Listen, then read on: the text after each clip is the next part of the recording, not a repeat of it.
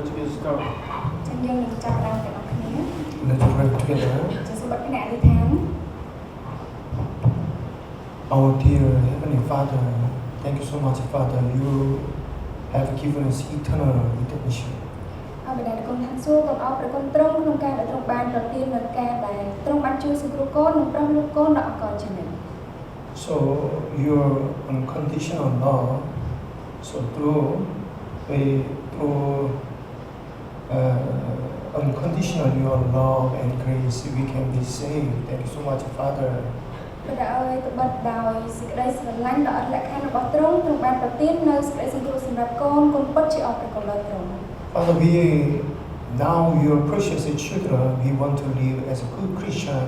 life. ព្រះអើយត្បិតឥឡូវនេះកូនបានត្រឡប់ជាកូនស្រួលញារបស់ទ្រង់ដូច្នេះកូនពិតជាចង់រស់នៅក្នុងនាមជាកូនដ៏ល្អសូមទ្រង់បង្ហាត់បង្រៀនកូនឲ្យរស់នៅក្នុងនាមជាគ្រីស្ទានដ៏ល្អចំពោះទ្រង់ Sometimes we are so weak and many mistakes, so that's why we need your help. ប៉ុន្តែព្រះអើយត្បិតពេលខ្លះកូនមានសេចក្តីកំសោយហើយកូននឹងមានការងងខ្លាចជាច្រើនដូច្នេះបានជាកូនតែងតែត្រូវការជំនួយនិងកម្លាំងរបស់ពីទ្រង់ជានិច្ច Please help us so that we can see always your grace and love. ព្រះអើយសូមកូនជាជំនួយសម្រាប់កូនទាំងអស់គ្នាជានិច្ចដើម្បីឲ្យកូនតែងតែសម្លឹងទៅឃើញអំពីគ្រប់ទាំងព្រះគុណនិងសេចក្តីស្រឡាញ់របស់ទ្រង់ Also, we pray that all our church members to have assurance of salvation. ហើយកូនទាំងអស់គ្នាក៏តែងតែអធិដ្ឋានសូមឲ្យបងប្អូននិងក្រុមជំនុំរបស់កូនទាំងអស់គ្នាទទួលបានការធានានៃសេចក្តីសង្គ្រោះយ៉ាងពិតប្រាកដទាំងអស់គ្នា Next month, first week, we are going to have a Bible seminar with Korean Mission Team. ព្រះអើយត្បិតដល់សប្តាហ៍ក្រោយដែលនឹងឈានចូលដល់ខែ7ដូច្នេះក៏មានបងប្អូនដែលជាជនជាតិកូរ៉េនឹងគាត់នឹងមកដើម្បីនឹងធ្វើសិក្ខាសាលាជាមួយគ្នា Please help our Bible seminar. Many people will be attend in our Bible seminar. ដូច្នេះសូមទ្រង់គង់ជាមួយនឹងកូនទាំងអស់គ្នាហើយចាត់ប្រើជីវិតរបស់កូនសូមឲ្យសិក្ខាសាលានៅខែ7នោះមានមនុស្សជាច្រើនបានចូលរួមនិងស្ដាប់ព្រះបន្ទូលរបស់ទ្រង់ And those who attend Bible seminar to be saved by your grace. ហើយក៏សូមឲ្យអស់អ្នកដែលបានចូលរួមសិក្ខាសាលាព្រះបន្ទូលរបស់ទ្រង់ក៏បានស្ដាប់ហើយបានទទួលនៅសេចក្តីសង្គ្រោះដ៏ពិតប្រាកដទាំងអស់គ្នា Thank you so much, Father. Thank you for letting us here together to learn your word, to share your love. ហើយកូនក៏អរព្រះគុណទ្រង់សម្រាប់ពេលនេះដែរដែលទ្រង់បានញែកពេលវេលាសម្រាប់កូនដែលបានរៀននៅព្រះបន្ទូលរបស់ទ្រង់ហើយកូនអរព្រះគុណដើម្បីកូនទាំងអស់គ្នាបានចែករំលែកអំពីព្រះគុណនិងសេចក្តីស្រឡាញ់របស់ទ្រង់ Thank you so much, Father. We pray in the name of អរព្រះ Jesus គុណសម្រាប់ Christ. គ្រប់យ៉ាងក៏សូមថ្វាយគ្រប់ការទាំងអស់នេះក្នុងព្រះនាមព្រះអម្ចាស់ព្រះយេស៊ូវគ្រីស្ទអាមែន Amen. ចូលរួមអានព្រះគម្ពីរទាំងអស់គ្នាបើកាលណាឯងរាល់គ្នាចេញទៅច្បាំងនិងខ្មាំងសត្រូវឃើញសេះឃើញរទេះនិងមនុស្សជាច្រើនជាងពួកឯងនោះមិនត្រូវខ្លាចគេឡើយត្បិតព្រះយេហូវ៉ាជាព្រះនៃឯងដែលបាននាំឯងចេញពីស្រុកអ៊ីស៊ីបមកទ្រង់គង់នៅជាមួយនឹងឯងហើយកាលណាឯងរាល់គ្នាចូលទៅចិត្តដើម្បីតនឹងគេនោះត្រូវឲ្យសង់ចូលមកនិយាយនឹងបណ្ដាតបថាចូលស្ដាប់ពួកអ៊ីស្រាអែលអើយនៅថ្ងៃនេះឯងរាល់គ្នាចូលទៅតយុទ្ធនឹងខ្មាំងសត្រូវដូច្នេះកុំឲ្យមានចិត្តតក់ស្លុតឡើយក៏កុំឲ្យខ្លាចឬញ័ររន្ធត់ឬភ្ញាក់ផ្អើលនៅមុខគេឲ្យសោះត្បិតព្រះយេហូវ៉ាជាព្រះនៃឯងទ្រង់យាងទៅជាមួយនឹងឯងដើម្បីច្បាំងនឹងពួកខ្មាំងសត្រូវជំនួសឯងហើយនឹងជួយសង្គ្រោះឯងផងនោះត្រូវឲ្យពួកនាយកសួរគេថាតើមានមនុស្សណាដែលទៅនឹងសង់ផ្ទះថ្មីហើយមិនទាន់ឡើងនៅឬទេចូលឲ្យអ្នកនោះត្រឡប់ទៅផ្ទះវិញចុះក្រែងស្លាប់ក្នុងចម្បាំងហើយ មានម្នាក់ទៀតឡើងទៅនៅវិញតើមានមនុស្សណាបានដាំចំការតំពេងបាយជូរហើយមិនទាន់បេះផ្លែឬទេចូលឲ្យអ្នកនោះត្រឡប់ទៅផ្ទះវិញចុះក្រែងស្លាប់ក្នុងចម្បាំងហើយមានម្នាក់ទៀតបេះផ្លែនោះវិញតើមានមនុស្សណាបានដណ្ដឹងប្រពន្ធហើយមិនទាន់រៀបការនៅឡើយឬទេចូលឲ្យអ្នកនោះត្រឡប់ទៅផ្ទះវិញចុះក្រែងស្លាប់ក្នុងចម្បាំងហើយមានម្នាក់ទៀតយកនាងនោះវិញរួចត្រូវឲ្យពួកនាយកសួរទៀតថាតើមានមនុស្សណាដែលខ្លាចហើយមានចិត្តតក់ស្លុតឬទេចូលឲ្យអ្នកនោះត្រឡប់ទៅផ្ទះវិញចុះក្រែងបងប្អូនខ្លួនមានចិត្តរលាយតាមអ្នកនោះដែរកាលណាពួកនាយកបានសួរគេសពគ្រប់ហើយនោះត្រូវតាំងឲ្យមានមេតបសម្រាប់ឲ្យត្រួតលើបណ្ដាតបកាលណាឯងចូលទៅចិត្តរៀបនឹងច្បាំងនឹងទីក្រុងណានោះត្រូវប្រកាសប្រាប់សេចក្តីមេត្រីដល់គេជាមុនបើសិនជាពួកក្រុងនោះឆ្លើយមកថាចង់មេត្រីនឹងឯងហើយគេបើកឲ្យឯងចូលនោះត្រូវឲ្យមនុស្សទាំងប៉ុន្មានដែលឃើញមានក្នុងទីក្រុងនោះបានចំណោះហើយបំរើឯងតែបើគេមិនព្រមចង់មេត្រីនឹងឯងទេគឺបែរជាច្បាំងតវិញនោះត្រូវឲ្យឯងឡោមព័ទ្ធទីក្រុងនោះចុះហើយកាលណាព្រះយេហូវ៉ាជាព្រះនៃឯងទ្រង់ប្រគល់ទីក្រុងនោះមកក្នុងកណ្ដាប់ដៃឯងនោះត្រូវឲ្យកាប់ពួកប្រុសទាំងអស់ដោយមុខដាវទៅតែឲ្យពួកស្រីនិងកូនក្មេងព្រមទាំងហ្វូងសាច់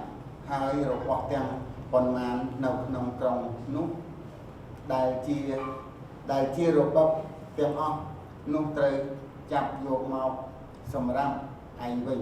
ហើយត្រូវបរិភោគរបស់ពួកខ្មាំងសត្រូវដែលព្រះយេហូវ៉ាជាព្រះនៃឯងទ្រង់បានប្រទានមកចុះត្រូវឲ្យធ្វើយ៉ាងដូចម្ដេចដល់គ្រប់ទាំងទីក្រុងដែលនៅឆ្ងាយពីឯងដែលមិនមែនជាទីក្រុងរបស់ពួកសាសទាំងនេះទេតែឯងអស់ទាំងទីក្រុងរបស់សាសទាំងនេះដែលព្រះយេហូវ៉ាជាព្រះនៃឯងទ្រង់ប្រទានមកទុកជាមរតកនោះមិនត្រូវទុកអ្វីដែលមានដង្ហើមឲ្យនៅរស់ឡើយត្រូវត្រឡប់បំផ្លាញត្រូវឲ្យបំផ្លាញគេឲ្យអស់រលីងវិញគឺជាសាសហេតុសាសអាម៉ូរីសាសកាណាន់សាសពេរីស៊ីតសាសហេវីនិងសាសយីប៊ូដូចជាព្រះយេហូវ៉ាជាព្រះនៃឯងបានបង្កប់មកដើម្បីកុំឲ្យគេបង្ហាត់បង្រៀនឲ្យឯងប្រព្រឹត្តតាមគ្រប់ទាំងសេចក្តីគួរស្អប់ខ្ពើមដែលគេបានប្រព្រឹត្តដល់ព្រះរបស់គេឡើយបើប្រព្រឹត្តយ៉ាងដូច្នេះនោះនឹងឈ្មោះថាឯងរាល់គ្នាធ្វើបាបនឹងព្រះយេហូវ៉ាជាព្រះនៃឯងហើយកាលណាឯងឡោមព័ទ្ធទីក្រុងណាជាយូរ ដោយច្បាំងដណ្ដើមយកនោះមិនត្រូវកាប់រំលំដើមឈើឡើយត្បិតនឹងបរិភោគផ្លែឈើនោះបានដូច្នេះមិនត្រូវឲ្យកាប់ឡើយត្បិតដើមឈើនៅវាលជាមនុស្សនៅវាលជាមនុស្សឬអីបានជាត្រូវឲ្យឯងច្បាំងនឹងវាដែរដូច្នេះមានច្បាប់កម្មកាត់តែដើមឈើណាដែលដឹងថាបរិភោគផ្លែមិនបានប៉ុន្តែត្រូវឲ្យកាត់ដើមឈើទាំងនោះយកទៅធ្វើជារបាំងទាស់នឹងទីក្រុងដែលច្បាំងនឹងឯងដល់រាបដល់គេទទួលចុះចាំ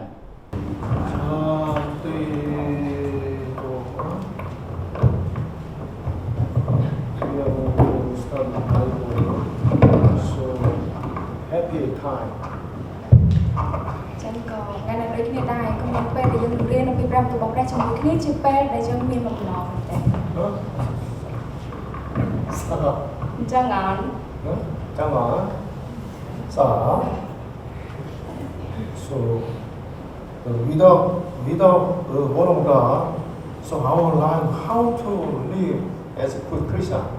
ទោះបីខ្លះយើងអត់ដឹងទេថាបើសិនជាអត់មាន5របស់ព្រះយើងអត់ដឹងថាត្រូវរស់នៅដោយរបៀបណាក្នុងនាមជាគ្រីស្ទានដ៏ល្អ How to live is our God creator. ហើយក៏យើងបើសិនជាគ្មាន5របស់ព្រះយើងក៏មិនដឹងថាជឿថាព្រះទ្រង់ជាអ្នកបង្កើតគ្រប់យ៉ាងនឹងដោយរបៀបណាដែរ So therefore, the Bible, word of God is God's grace. អញ្ចឹងហើយព្រះគម្ពីរដែលជា5របស់ព្រះហើយព្រះបន្ទូលរបស់ព្រះក៏ជាព្រះគុណរបស់ទ្រង់ដែរ Also, today now is raining and raining. ចឹងដូចគេដឹងដែរមុននឹងបន្តិចដែលឃើញមានភ្លៀង What do you think about the raining time? ចឹងក៏សូមសួរថាពេលដែលមានភ្លៀងយើងនឹកឃើញយ៉ាងគេមុនគេ It depends. So it's bother us. ឬក៏យើងគិតថាឲ្យទៅពេលមានភ្លៀងវារំខានសម្រាប់យើង Rain is God's grace, yeah, God's grace. ប៉ុន្តែភ្លៀងក៏ប្រៀបដូចជាព្រះគុណរបស់ព្រះអញ្ចឹង So without raining, we are just like destroyed. ព្រោះយើងដឹងថាបើសិនជាអត់មានភ្លៀងទេយើងក៏អាចនឹងត្រូវបំផ្លាញទៅដូចគ្នា So anyway, we are born again Christian, so we have so many blessings from God. ចឹងទោះបីជាយ៉ាងណាក៏ដោយដែរដែលយើងដឹងថាយើងបានការជាថ្មីជាគ្រីស្ទានដែលបានការជាថ្មីហើយអញ្ចឹងយើងក៏ដឹងថាព្រះពររបស់ព្រះដែលប្រទានមកយើងនឹងគឺហូរហៀរដូចគ្នា So unbeliever, they don't know the true hope, blessing, purpose of life, there's value of life. អញ្ចឹងបើយើងកើតឬក៏សម្លឹងទៅមើលអ្នកដែលគាត់អត់ជឿដល់ព្រះវិញអញ្ចឹងជីវិតរបស់គាត់នឹងពេលខ្លះគាត់រស់នៅហត់នឿយតែគាត់អត់មានគោលបំណងរបស់គាត់ក៏អត់មានក្តីសង្ឃឹមរបស់គាត់ដែរ But we knew that our purpose of life, value of life, and true hope, faith, love, and true grace. ប៉ុន្តែយើងវិញយើងបានដឹងយើងដឹងថាអ្វីទៅជាគោលបំណងនៃជីវិតរបស់យើងជាក្តីសង្ឃឹមដ៏ពិតប្រាកដគុណតម្លៃនៃជីវិតរបស់យើងសេចក្តីស្រឡាញ់ព្រះគុណសុភមង្គលនិងគ្រប់យ៉ាងទាំងអស់ដែលយើងបានដឹង So Gentile people misunderstand that there is a future. Now is AI evolution. So that's why comfortable world will come. Thought that. អញ្ចឹងពួកសាសដតីឬក៏អ្នកដែលមិនជឿដល់ព្រះអញ្ចឹងមនុស្សជាច្រើនទាំងអស់គ្នានឹងគឺតែងតែគិតថាបច្ចុប្បន្ននេះគឺជាសម័យ AI ហើយអញ្ចឹងច្បាស់ណាស់ថ្ងៃអនាគតទៅនឹងរស់នៅដោយសុខស្រួលហើយនឹងរស់នៅដោយងាយស្រួលកាន់តែខ្លាំងហើយពួកគេអត់ដឹងថាអ្វីទៅជាថ្ងៃអនាគតដ៏ពិតប្រាកដនោះទេ But we know that judgment is coming. Judgment coming. ប៉ុន្តែយើងទាំងអស់គ្នាបានដឹងថាការជំនុំជម្រះរបស់ព្រះគឺកំពុងតែមក Also, new world coming. ហើយតែមេឃនឹងផែនដីថ្មីក៏កំពុងតែមកដូចគ្នា Don't you expect that new world is coming? ចឹងអ្នកទាំងអស់គ្នាកំពុងរំពឹងគិតពីតែមេឃនឹងផែនដីនោះអត់ This is our true hope. ព្រោះតែមេឃនឹងផែនដីថ្មីនោះឯងគឺជាក្តីសង្ឃឹមដ៏ពិតប្រាកដរបស់យើង No exam. អត់មានប្រឡងទេ no war. Anyway, ហើយក៏មានការ no និយាយ fear. ហើយក៏អត់មានទឹកភ្នែកដូចគ្នា So, therefore, we have to think about as God's blessing. ដូច្នេះយើងត្រូវតែសញ្ជឹងគិតអំពីព្រះពររបស់ព្រះ Now, now it's war in Israel and Iran. It's war. ចឹងបច្ចុប្បន្ននេះបើយើងមើលព័ត៌មានយើងនឹងឃើញថាអ៊ីស្រាអែលហើយនិងអ៊ីរ៉ង់ហ្នឹងគឺកំពុងតែធ្វើសង្ You គ្រាម see, ជាមួយគ្នា what kind of war? ចឹងសង្គ្រាមមិនទៅ It's war. Bible says by final war, that is World War III. Iran, Turkey, Russia, many countries. ឬក៏យើងទាំងអស់គ្នាគិតថាអូអ៊ីស្រាអែលហើយនិងអ៊ីរ៉ង់ហ្នឹងគាត់ធ្វើសង្គ្រាមតែគាត់តអត់ពាក់ព័ន្ធនឹងយើងទេប៉ុន្តែនេះគឺជាសញ្ញាសម្គាល់នៃគ្រាចុងក្រោយដូចគ្នាព្រះបានមានបន្ទូលថាទាំងអ៊ីរ៉ង់ទាំងអេធីអូពីនិងប្រទេសដែលនៅជុំវិញអ៊ីស្រាអែលទាំងអស់ហ្នឹងគេនឹងចូលរួមជាមួយគ្នាហើយបិទបៀនទៅកាន់អ៊ីស្រាអែល We know that ancient countries, Asia, Babylon, Elam, and then Rome, every country just disappear, destroy. អញ្ចឹងមានអាសេរីមានបាប៊ីឡូនមានរ៉ូមហើយមានហេឡាអីហ្នឹងអញ្ចឹងជាប្រទេសមួយដែលមកពីចំនួនពីដើមពីយូរមែនតើប្រទេសទាំងអស់នោះគឺមានវ័យចំណាស់មែនតើអញ្ចឹងបច្ចុប្បន្ននេះគឺថាសឹងតែនឹងត្រូវរលាយទៅទាំងស្រុងវិញ What about Iran? ចុះអ៊ីរ៉ង់វិញ Iran is Persia, Basra, Persia. អ៊ីរ៉ង់គឺពឺស៊ីនឹងឯងសាក់ពឺស៊ីនឹងឯង Iran, 1935 years at that time, their country name is converted. Persia to Iran. ចឹងក្នុងឆ្នាំ1935ហ្នឹងគឺប្រទេសពឺស៊ីចំណត់ពីដើមដែលឈ្មោះគេអញ្ចឹងហ្នឹងក្នុងឆ្នាំ1935ហ្នឹងគឺបានផ្លាស់ប្ដូរមកជាឈ្មោះអ៊ីរ៉ង់វិញ So therefore, God show us so many end of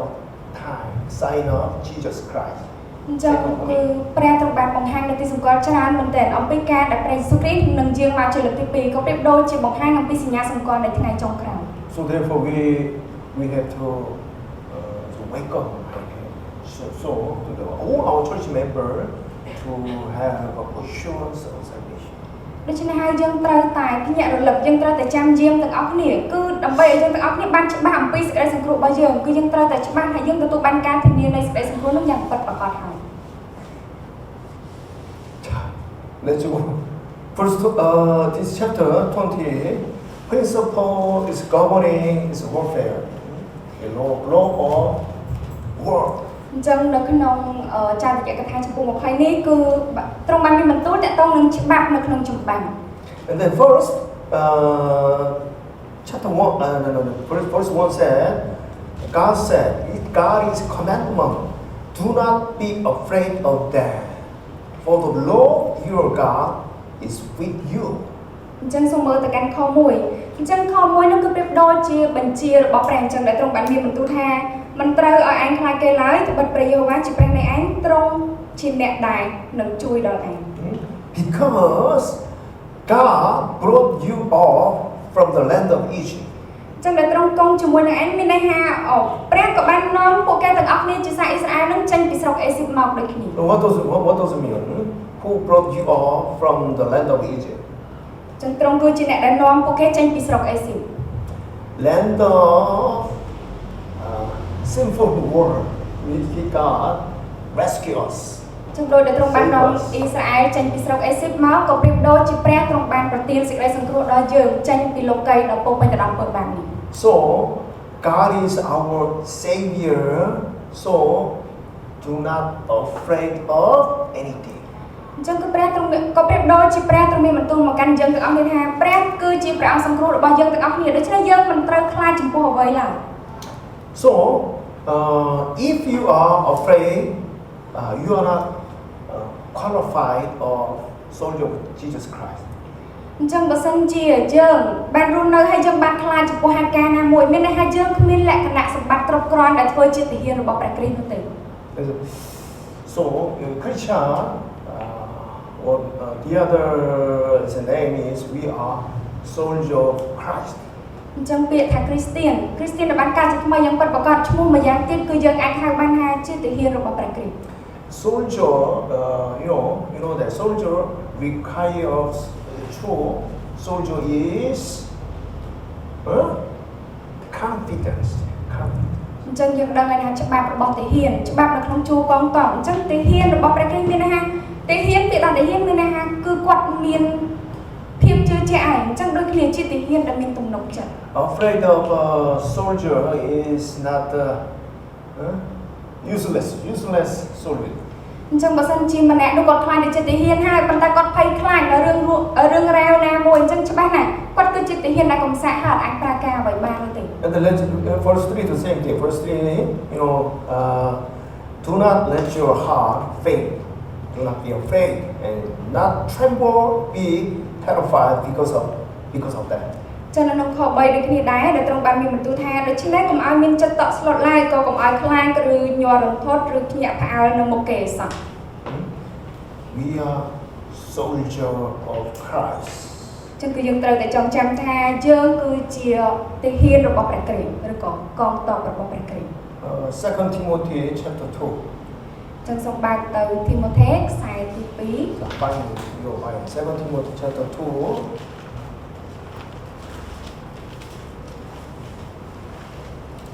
Second Timothy chapter 2. 2ចឹងសូមបើកទៅធីម៉ូថេខ្សែទី 2 ចំពោះ 2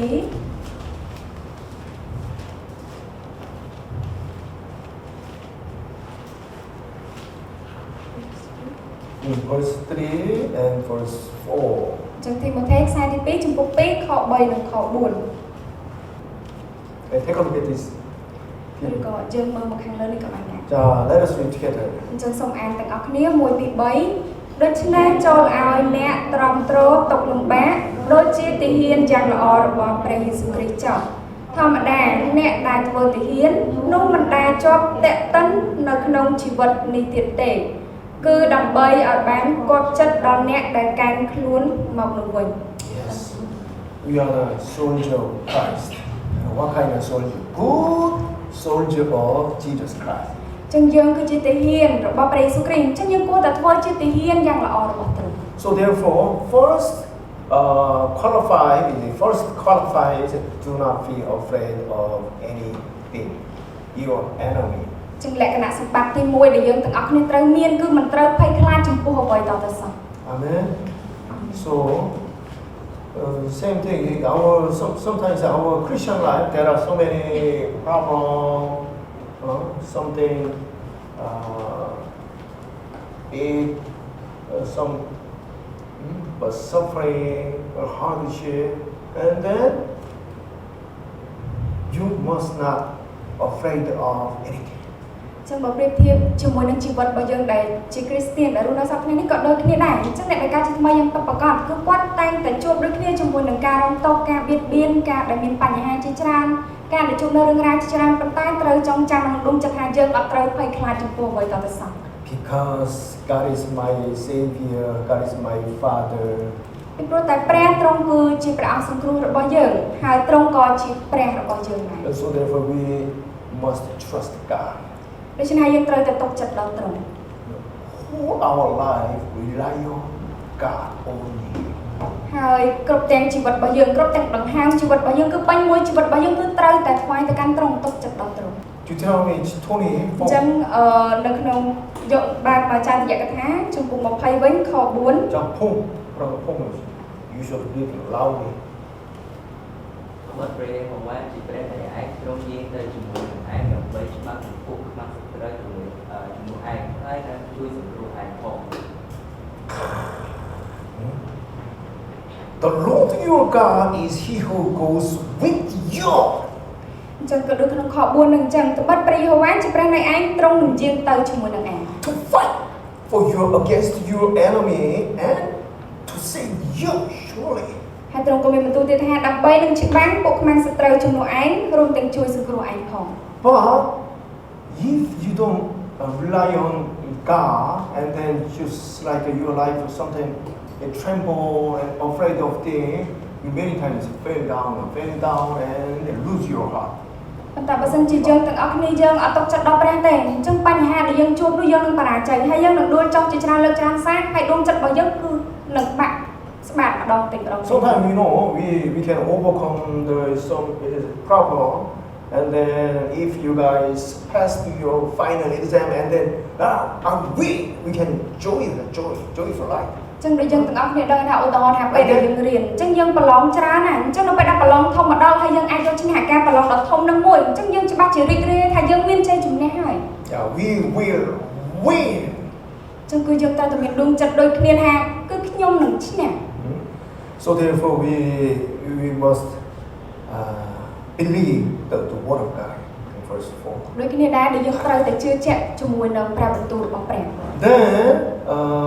from verse 5 to 8,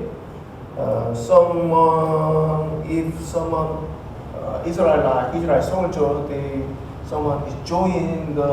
battlefield, there's something, this kind of a condition, you go back to your home again. អញ្ចឹងចាប់ពីខ5រហូតដល់ខ8គឺបង្ហាញអំពីលក្ខណៈសម្បត្តិឬក៏ដួងចិត្តរបស់អ្នកឬក៏ស្ថានភាពរបស់អ្នកនឹងចូលទៅជាទាហានបើសិនជាគេមានបញ្ហាណាមួយឬក៏ដូចនៅក្នុងចន្លោះខ5ដល់ខ8ហ្នឹងពួកគេអាចត្រឡប់ទៅផ្ទះវិញបាន Amen. So then let's go to verse 5. Verse 5 more. So one man is there who has built a new house and has not dedicated it, let him go and return to his house. ចឹងដូចនៅក្នុងខ5ដែលបានចែងគឺពួកនាយកបានសួរទៅកាន់គេថាតើមានមនុស្សណាដែលទៅមកសង់ផ្ទះថ្មីហើយមិនទាន់បាននៅឬទេ Little bit they have some worry about their lives and the worldly thing, and then God doesn't want it. អញ្ចឹងដូចក្នុងខ5នឹងអញ្ចឹងអ្នកដែលសង់ផ្ទះថ្មីអញ្ចឹងពួកគេមិនទាន់បាននៅនៅឡើយទេអញ្ចឹងត្រឡប់ទៅនៅវិញទៅគីឡូស្លាប់ទៅអត់បាននៅតែក្នុងក៏ប្រៀបដូចជាគ្រីស្ទៀនដែលគាត់បានកើតថ្មីគាត់មិនប៉ុន្តែគាត់ភ័យខ្លាចច្រើនណាស់អញ្ចឹងព្រះក៏មិនចាត់ប្រើម្នាក់នោះដែរ Yeah, true. So truly born again Christian, we don't have faith of anything. Let's go to verse 8. Verse 8. Let us read together. ចឹងសូមបើកទៅខ8ហើយសូមអានទាំងអស់គ្នា1 2 3រួចត្រូវឲ្យពួកនាយកសួរទៀតថាតើមានមនុស្សណាដែលខ្លាចឬមានចិត្តតក់ស្លុតឬទេចូលឲ្យអ្នកនោះត្រឡប់ទៅផ្ទះវិញចុះក្រែងបងប្អូនខ្លួនមានចិត្តរលាយដោយតាមអ្នកនោះដែរ So sad. You know, if you're afraid of your enemy, you're afraid of something like that, and then you are disqualified soldier of Jesus Christ. អញ្ចឹងបើសិនជាយើងមានសេចក្តីតក់ស្លុតឬក៏មានចិត្តដែលតក់ស្លុតចំពោះបញ្ហាឬក៏សត្រូវដែលនៅចំពោះយើងអញ្ចឹងក៏ប្រៀបដូចជាយើងគ្មានលក្ខណៈសម្បត្តិគ្រប់គ្រាន់ក្នុងនាមជាទាហានរបស់ព្រះ So Bible tells us so many times do not be afraid of anything. ចឹងនៅក្នុងព្រះគម្ពីរដែលជាព្រះបន្ទូលរបស់ព្រះទ្រង់ប្រាប់យើងជានិច្ចគឺច្រើនលើកច្រើនសារមែនទែនថាកុំឲ្យយើងខ្លាចចំពោះអ្វីឲ្យសោះ Yeah, sometimes we have many times afraid of things come out from our heart. ចឹងយើងដឹងថាពេលខ្លះដូចគ្នាដែលយើងមានដួងចិត្តថាយើងភ័យឬក៏ព្រួយបារម្ភចំពោះរឿងណាមួយវាច្រើនលើកច្រើនសារ At that time, don't hesitate. Just you should call your Father in heaven. អញ្ចឹងនៅពេលណាដែលយើងមានដួងចិត្តថាយើងព្រួយបារម្ភឬក៏ភ័យខ្លាចយើងកុំឲ្យនឹងបោះបង់ឬក៏មិនឈប់ត្រឹមនោះអីយើងគួរតែទូលទៅកាន់ព្រះយើងគួរតែប្រាប់ទៅកាន់ព្រះបិតារបស់យើង Then so many Christians love this verse. Isaiah, what verse is it? 41. Oh, okay. 41. Not 60, huh? 41 verse 10.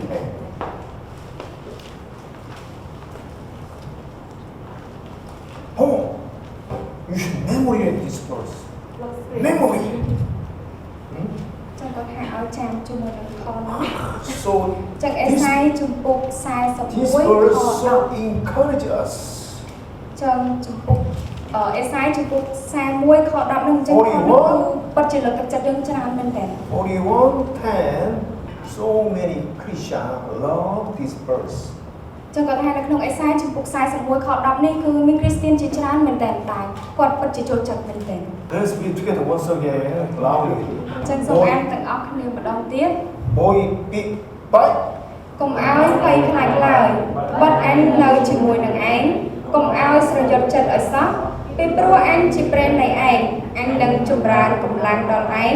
អើអញនឹងជួយឯងអើអញនឹងទ្រឯងដោយដៃ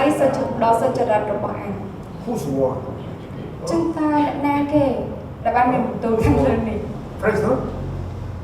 នាយករដ្ឋមន្ត្រី Our Savior and Creator. ចឹងអ្នកដែលមានបន្ទូលខាងលើនេះគឺជាព្រះអង្គសង្គ្រោះរបស់យើងគឺជាអ្នកដែលបានបង្កើតគ្រប់យ៉ាងទាំងអស់ Our true spiritual Father. គឺជាព្រះវរបិតាខាងឯវិញ្ញាណដ៏ពិតប្រាកដរបស់យើង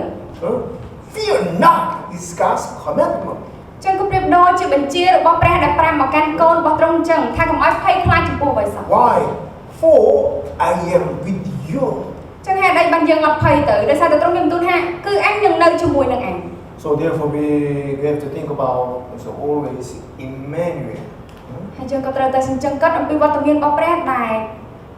ព្រះនាមរបស់ទ្រង់ថាអេម៉ាញូអែល Amen. So therefore our Father so many times encourage us. ដូច្នេះព្រះវរបិតានៃយើងទាំងអស់គ្នាគឺជាច្រើនលើកច្រើនសារច្រើនលើកមែនតើដែលទ្រង់តែងតែលើកទឹកចិត្តដល់យើង Problem is me and me. អញ្ចឹងយើងគិតយើងសាក់សញ្ជឹងគិតត្រឡប់ទៅវិញអញ្ចឹងមានន័យថាបញ្ហាទាំងអស់នោះវាមកពីខ្ញុំទេបញ្ហា Panyaha knyom. គឺខ្ញុំខ្លួនឯងឯងជាបញ្ហានោះ Don't complain to others. Only complain by yourself. ដូច្នេះនៅពេលណាដែលមានរឿងអ្វីកើតឡើងមួយឬក៏បញ្ហាណាមួយកើតឡើងយើងត្រូវតែសួរមកកាន់ខ្លួនឯងមិនមែនបន្ទោសទៅកាន់អ្នកផ្សេងជុំវិញចឹង God is perfect. ហើយយើងត្រូវតែដឹងថាព្រះគឺជាព្រះដ៏ល្អឥតខ្ចោះ So therefore we trust God. ដូច្នេះបានជាយើងទុកចិត្តដល់ព្រះ And then verse 10. ហើយសូមបើកទៅខ10 អញ្ចឹងនៅក្នុងខ10បានចែងថាកាលណាអញចូលទៅចិត្តរៀបនឹងច្បាំងនៅទីក្រុងណានោះត្រូវប្រកាសប្រាប់សេចក្តីមេត្រីដល់គេជាមុន You learn that except one Canaanite they accept exclude អញ្ចឹងមានន័យថាគឺគ្រប់ទាំងជាតិសាសន៍ទាំងអស់នៅពេលដែលជាតិសាសន៍ទាំងអស់នោះយើងឧទាហរណ៍ថាអ៊ីស្រាអែលគាត់នឹងទៅឈ្លានពានឬក៏ទៅចាប់យកស្រុកណាមួយអញ្ចឹងពួកគេទាំងអស់នេះត្រូវតែសួរទៅកាន់អ្នកស្រុកនោះអំពីសេចក្តីមេត្រីនឹងជាមុនសិនលើកលែងតែទឹកដីកាណានតែមួយ except is Canaanite and other nation faraway nation when you get this word the negotiation declare the peace អញ្ចឹងលើកលែងតែទឹកដីកាណានតែមួយប៉ុណ្ណោះដែលមិនត្រូវទៅចងសេចក្តីមេត្រីជាមួយនឹងគេអញ្ចឹងគឺមានតែសាសមួយនេះទេប៉ុន្តែបើសិនជាសាសផ្សេងទឹកដីផ្សេងដែលនៅឆ្ងាយពីតំបន់មួយនោះឬក៏ជនជាតិផ្សេងគឺត្រូវតែមានសេចក្តីមេត្រីជាមួយគេជាមុនសិន In verse 16 let's go verse 16 why did God says like this អញ្ចឹងក្នុងខ16យើងដឹងថាហេតុអីបានជាព្រះទ្រង់មានបន្ទូលបែបនេះ God said let us read together verse អញ្ចឹង 16 សូមអានខ16ទាំងអស់គ្នា1 2 3តែឯអស់ទាំងទីក្រុងរបស់សាសទាំងនេះដែលព្រះយេហូវ៉ាជាព្រះនៃឯងទ្រង់ប្រទានមកទុកជាមរតកនោះមិនត្រូវទុកអ្វីដែលមានដង្ហើមនៅរស់ឡើយ God says you shall let nothing that breath remain alive completely this way ចឹងដូចខ16នឹងចឹងដែលព្រះទ្រង់មានបន្ទូលថានេះគឺជាជនជាតិដែលនៅទឹកដីកាណានហ្នឹងអញ្ចឹងមិនត្រូវទុកឲ្យអ្វីដែលមានដង្ហើមជីវិតហ្នឹងមិនត្រូវទុកឲ្យ So because of their extreme sin អញ្ចឹងដោយសារតែអំពើបាបរបស់គេហ្នឹងគឺខុសខើមែនទេ also they were already under God's plan to destroy them long ago អញ្ចឹងគឺម្យ៉ាងទៀតហ្នឹងក៏ជាផែនការរបស់ព្រះដែលរៀបចំសម្រាប់អ៊ីស្រាអែលឲ្យវាយទៅកាន់ពួកសាសដែលនៅទឹកដីកាណានហ្នឹងរួចជាស្រេចមកហើយ So that's why verse 17 says the same thing but you shall utterly destroy them ហើយទ្រង់ក៏មានបន្ទូលថាត្រូវឲ្យអ៊ីស្រាអែលហ្នឹងគឺត្រូវតែបំផ្លាញគេទាំងស្រុងទៅឲ្យអស់រលីងទៅ destroy completely គឺត្រូវតែបំផ្លាញសាសនោះទាំងស្រុង why ហេតុអីទៅ but why you know, Canaanite, they are settler. So that's why they have many culture, good clothes, good fashion, good house like this. អញ្ចឹងបើសិនជាយើងគិតពីទឹកដីកាណាននៅចំនួននោះអញ្ចឹងគឺប្រៀបដូចជាទីក្រុងមួយដល់ដូចថាមានទ្រព្យសម្បត្តិច្រើននិងរបស់ដែលល្អ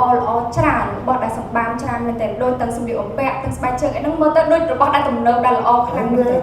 They have many is idols, the idol. They worship the idol. ចំពោះបទរបស់គេក៏មានច្រើនហើយពួកគេក៏មានរូបសំណាករូបព្រះអីច្រើនដូចគ្នា The Israelites like you know that nomadic means they just like lifestyle and take care of lifestyle. They don't have a good fashion, but their house is a tent like this. អញ្ចឹងគឺបើយើងគិតប្រៀបធៀបមកជាមួយនឹងជនជាតិអ៊ីស្រាអែលវិញប្រៀបដូចជាជនដែលបណ្ដោះអាសន្ននៅកន្លែងណាមួយបណ្ដោះអាសន្នតែប៉ុណ្្នឹងឯងអញ្ចឹងពួកគេអត់មានទ្រព្យសម្បត្តិអីដូចជាអ្នកដែលនៅស្រុកកាណានទាំងមូលហ្នឹងទេអញ្ចឹងពួកគេគ្រាន់តែរស់នៅប្រៀបដូចជាតង់មួយដែលស្នាក់បណ្ដោះអាសន្នមានក្រោលសัตว์មានជាមានអីអញ្ចឹងតែប៉ុណ្្នឹងឯង So therefore,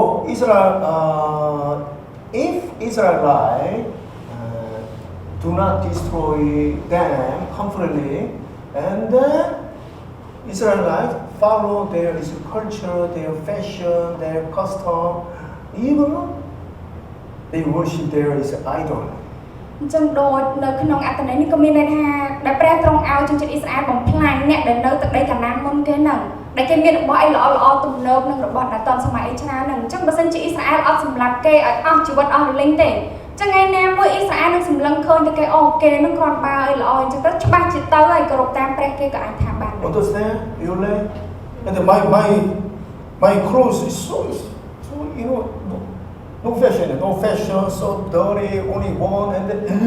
their fashion is so good, a hairstyle is so different, looks like now is so now. Oh, what kind of hairstyle? And they didn't follow you. អញ្ចឹងដូចអ៊ីស្រាអែលអញ្ចឹងគាត់មិនមានទាំងកន្លែងដែលជាប្រទេសរបស់គាត់យ៉ាងច្បាស់លាស់ហើយអញ្ចឹងគឺ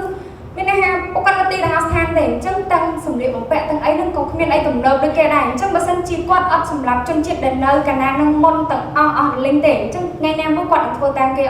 មើលទៅការរស់នៅរបស់គេមើលទៅទំនើបល្អអញ្ចឹងទៅមើលទៅស្រួលល្អមើលទៅមានតម្លៃអញ្ចឹងរបស់អីជាច្រើនហ្នឹងគាត់នឹងទៅធ្វើតាមគេហ្នឹងឯង So like they trying to compromise. This one thing is okay. There is hairstyle so good, and then we can follow. One thing is allow and allow. So many is allow. We follow the worship is idol. ចឹងបើសិនជាជនជាតិអ៊ីស្រាអែលនឹងបានទុកជីវិតអស់នរណាម្នាក់ដែលជាប្រជាជនឬក៏សាសដែលនៅទឹកដីកាណានហ្នឹងពីមុនហ្នឹងទុកអស់នរណាម្នាក់នៅសម្លៀកបំពាក់របស់គេក៏ទំនើបមកសក់របស់គេមើលទៅតំណងអញ្ចឹងទៅឬក៏ព្រះរបស់គេមើលទៅតំណងដែរតាអញ្ចឹងកាលណាបើទុកជីវិតណាមួយឲ្យនៅអញ្ចឹងច្បាស់ណាស់ជនជាតិអ៊ីស្រាអែលហ្នឹងនឹងគិតថាចេះតែរឿងនេះមិនតិចមិនអីទេទៅធ្វើតាមគេដូចគេអញ្ចឹងទៅអញ្ចឹងថ្ងៃណាមួយជនជាតិអ៊ីស្រាអែលហ្នឹងនឹងច្បាស់ជាគោរពតាមព្រះដូចពួកលោកពីមុនអញ្ចឹង You learn? Huh? So we must not live according to the world. ដូច្នេះយើងទាំងអស់គ្នាក៏ដូចគ្នាដែរយើងមិនត្រូវរស់នៅហើយពឹងអាងឬក៏សំចឹងគិតទៅលើលោកីនេះនោះទេ If you love the world, that is what is it? ចឹងក៏សូមសួរថាបើសិនជាយើងរស់នៅហើយស្រឡាញ់លោកីនេះ What is it? តើឈ្មោះថាយើងជា If អ្វីជា you ព្រះ love the world is what? 그렇지. Enemy of God. ចឹងបើសិនជាយើងរស់នៅហើយស្រឡាញ់លោកីនេះ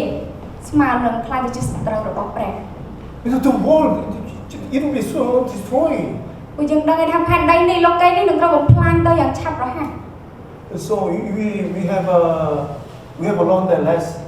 2 weeks ago, you know, Psalm chapter 73 said, Asaph testimony. អញ្ចឹងនៅក្នុងពីសប្តាហ៍មុនដែលយើងបានរៀនជាមួយគ្នាតទៅនឹងទីបន្តរបស់អាសាបអញ្ចឹងអាសាបហ្នឹងនៅក្នុងទំនុកដំកើងគម្ពីរទំនុកដំកើងចំពោះ73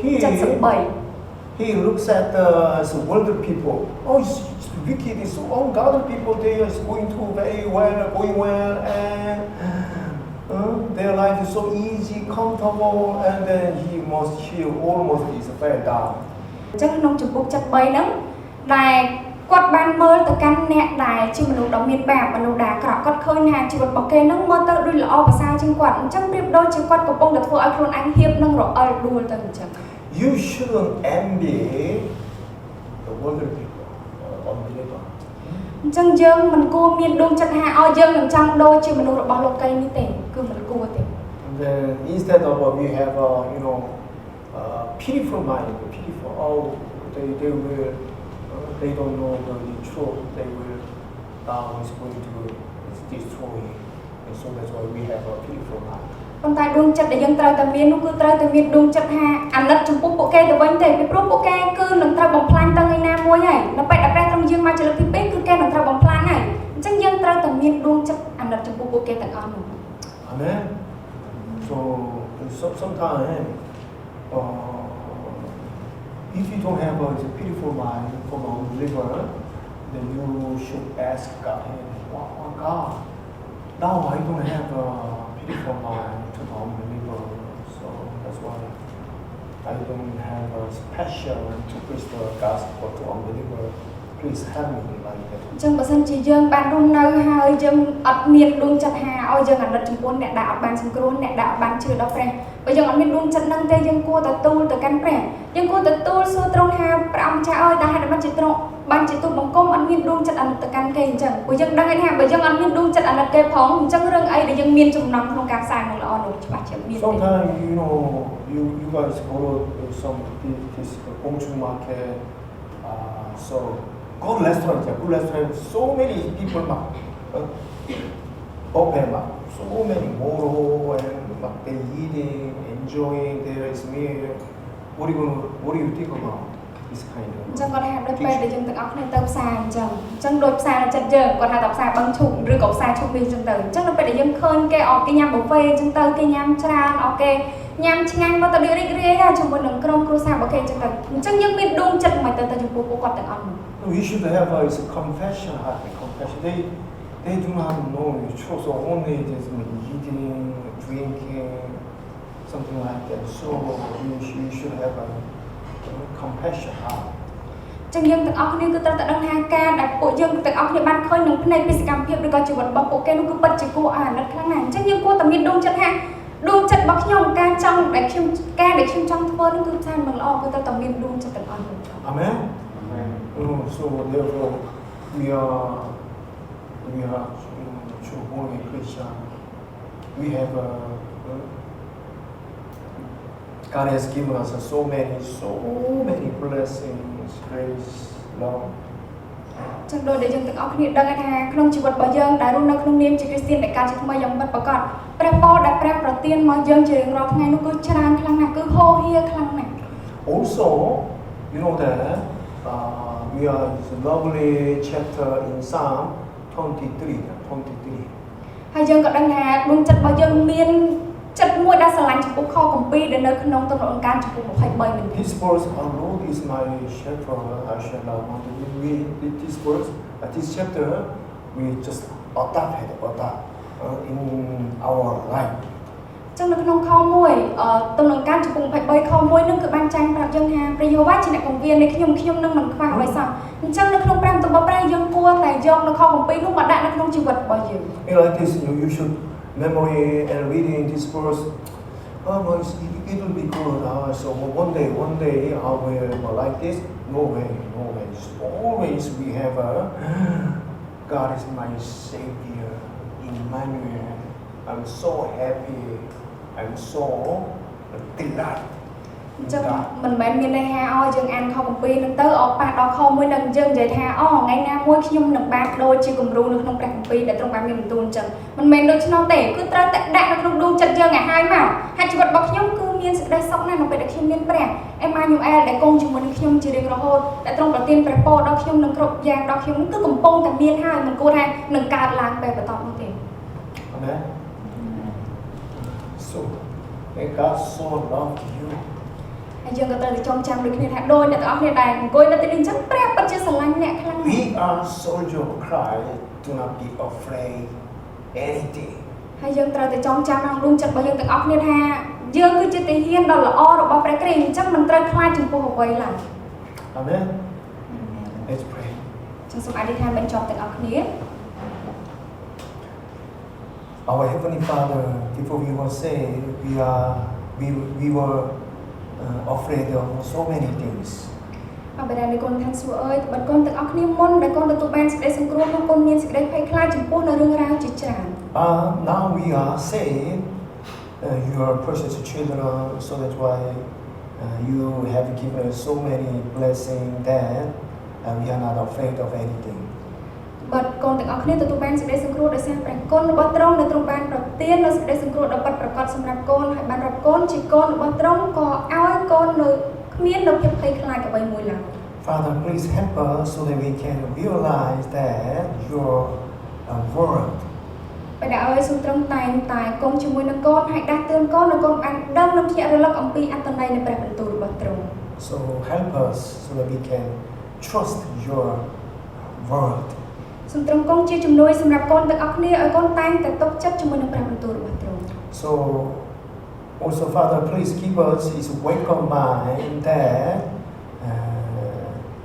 you have given us so many blessings. ហើយសូមទ្រង់តែងតែក្រើនរំលឹកកូនទាំងអស់គ្នាដើម្បីឲ្យកូនបានដឹងអំពីគ្រប់ទាំងបណ្ដាព្រះពរដែលទ្រង់ប្រទានមកកាន់កូនទាំងអស់គ្នាជារៀងរាល់ថ្ងៃនៅគ្រប់ពេលវេលា We rely on you. ហើយកូនតែងតែពឹងអាងដល់ទ្រង់ជានិច្ច We thank you for letting us here together to learn your word, to share your grace. ហើយកូនក៏អរព្រះគុណទ្រង់ឱកាសនេះដែលទ្រង់បានញែកពេលវេលាឲ្យកូនទាំងអស់គ្នាបានរៀនអំពីព្រះបន្ទូលរបស់ទ្រង់ក៏ចែករំលែកអំពីព្រះគុណរបស់ទ្រង់ We pray in the name of Jesus Christ. ក៏សូមអធិដ្ឋានដល់នៅព្រះនាមព្រះអម្ចាស់ព្រះយេស៊ូវគ្រីស្ទ Amen.